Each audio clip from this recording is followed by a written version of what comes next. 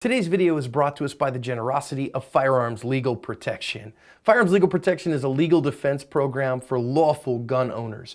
You win the fight, and they will help you win the fight after the fight for the rest of your life. There's a link in the description for a coupon code for a discount for all active self-protection watchers. We are again with Terry Johnson from Firearms Legal Protection, talking John's briefs about the legal aspects of self-defense. Terry, I am so grateful for you coming and bringing this education to everyone. John, thank you. We're glad to be able to partner with Active Self-Protection, be able to get this message out to everyone because, it's a benefit to everyone. Knowledge is the key. I think it is. Because listen, even if you have the skill set and you win a defensive encounter, if you do things illegally or immorally, well, then you don't call it a win, it's a loss. Exactly. So video in question, make sure you go watch it. We'll put a link in the description, card up and all that stuff, for the mom in Taiwan who defended her little girl from a guy, just random, snatching of her child. So first thing I want to talk about out of that one is the concept of the use of force. So if somebody's trying to snatch somebody from you, whether an adult or a child, is that a time that I can use physical or deadly force? Great question. The answer to that would be yes in most states. Again, check with your local jurisdiction. But in most states, I'd say yes, simply because what you're doing is you're putting yourself in the shoes of the person that's actually, in this case, being kidnapped.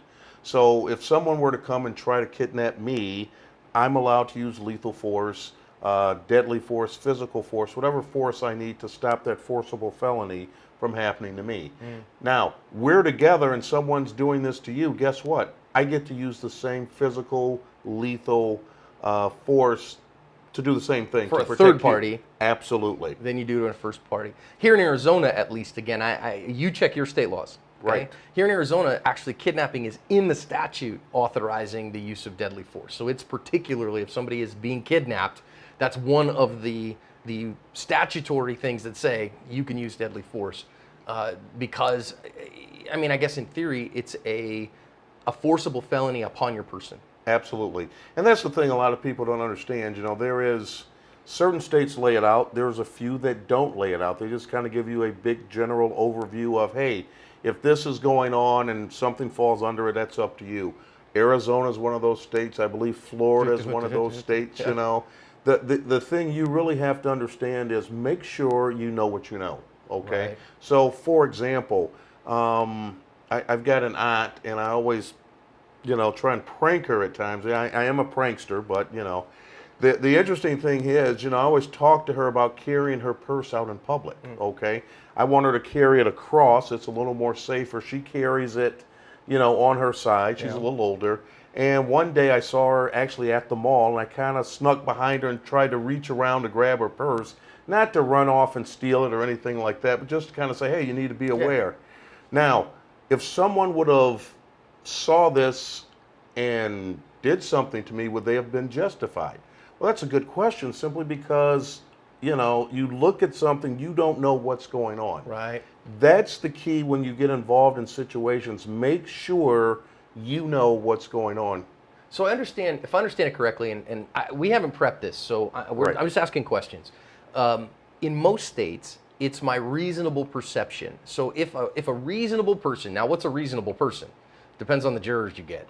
Correct. So what would a good, sane, sober, moral person who sits on a jury believe was necessary in that moment? So if I'm mistaken in most places, and it's an honest mistake, I come across what turns out to be the filming of a movie scene. Which has happened. Which has happened. Yeah. And some guy's shooting people, and I draw a gun and tell him to drop it because what I perceive is a mass shooter. Right. I'm probably going to be okay. Correct. It's not going to be a pat on the back and, hey, good guy. Right, yeah. We know you did this. Go home. Don't let it happen again. It's going to be a little more than that, but you're probably going to be okay. Do I remember it correctly, though, Terry, that there's, in particular in Ohio, it's different because it's an alter ego statute, and you have to, it's whatever they actually could. So if you're factually wrong there, you're in big trouble. I believe that is the case in Ohio, and the other part about that, John, that a lot of people, just because you've got your permit to carry, or in a state where constitutional states, God bless you, we need more of those, that does not give you the right to play 007. Right. And that's where people, you have to focus and think. Your CCW is not a badge. You're No. not a law enforcement officer. You're not authorized or obligated to enforce the laws. Correct. But you can step in to defend life. Absolutely. Legally. Now, of course, we Absolutely. talk tactically all the time on the channel about whether it's wise, because you have, anytime you insert yourself in somebody else's fight, you have a non-zero chance of losing. Correct. So you got to think through all of those things as well. So let's talk about that idea of the bystander stepping in this particular instance. As a bunch of people kind of stood around and kind of put a barrier between him and the mom and the child. And Correct. then, kind of, they all got their phones out because World Star? No, not that. But, Right. particularly in Taiwan, they want to have a video record. But now what happens about detaining someone like that? Is that, instead of, okay, so he ended up, they followed him, and the cops Right. got him 100 meters down the road. Probably best case scenario Sure, here. sure. But let's just say somebody says, hey, look, man, the police will be here in a moment. You're not going anywhere. And he says, oh, yes, I am. Well, what about that from a legal perspective? Now, we're not talking Taiwan. I don't know Taiwanese law. Right, I'm talking right. here in the U.S. Great question. Again, it's going to vary by state. Now, in some states, if a felony, I'd say my research shows about 46, 47 states where if a felony is committed in your presence, you can detain the person. Okay. Now, there's a couple where you can't. Oh, Okay. North Carolina comes to mind. Okay. So if you're in North Carolina and a felony happens in your presence and you try and detain the person, you can't do it.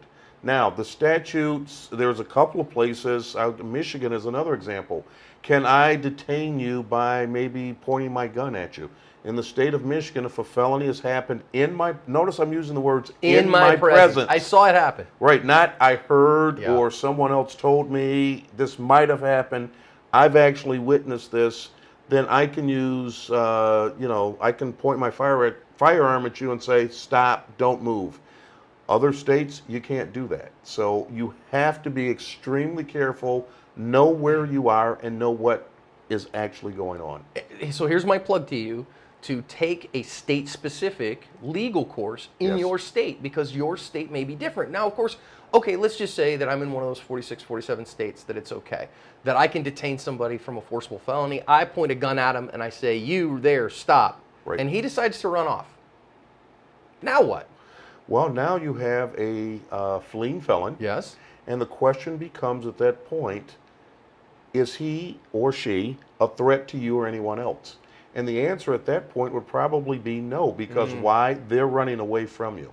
Now, someone's going to say, well, what if they're running towards someone else to do them harm? Again, if they're running towards them, let's say they've got a knife, a gun, something like that, that's something completely different.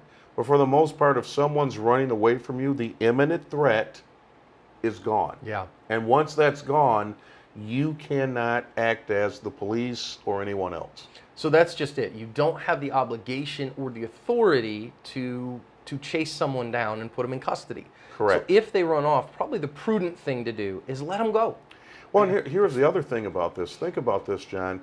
If just take this person in Taiwan, they run off. Let's say I chase them down. Let's say they're here in Arizona. Yeah. Okay. I chase them down, and let's say I hurt them.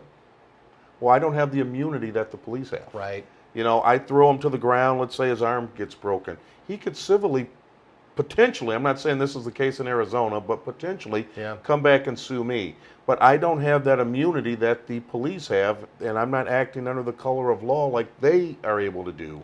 And you need to think about those things. Well, and hopefully, here in Arizona, for instance, we do have statutes about civil immunity from justified conduct, and we do have Right. statutes about people not profiting in the commission of a crime and those kind of things. So that might be okay. But again, at that point, you're paying an attorney hundreds of dollars an hour to sort through that stuff with the district attorney and say, no, this is a good person trying to do good in the community. Let's not have these problems. And so, probably better off at that point. Let them go, for gracious sakes. Get a good description of them. Let the Be a cops good find them. witness. Be a good witness. Be a good witness and protect yourself, right? So if they come your way, like, hey, man, I see this forcible felony happening, somebody kidnapping a child, I draw a gun, I say, hey, let him go, and he charges me, okay, now it's on. Now I'm defending my life. He runs off without the child. Now, okay, now Right. perhaps maybe he runs off with the child. that could be different. Different world, because again, now I'm protecting the child. But here's my thing to you: many times, most of us can't hit the broadside of a barn at 15 yards with a handgun, and so you better have the skill, because God help you if you miss. Not just from the legal perspective, but morally, you miss and hit that child that you're trying to defend, and you've done harm instead of good. So be careful with that. And one last thing there, people have also have to understand, it's no different if you see something happening. Let's say you're driving by and you see a younger guy and an older guy, and you see a younger guy on top of the older guy just beating the crap out of him. You stop, you draw your gun. You don't know what went on beforehand. Right. You put yourself in a very difficult situation, not knowing all the facts, unless everything, that's the key word, everything has happened in your presence. Right. So if you know, because it happened in your presence, that's one thing. If you don't, and you start speculating, you could have trouble. Terry, thank you so much for the clarification. Thank you, John. Always a pleasure.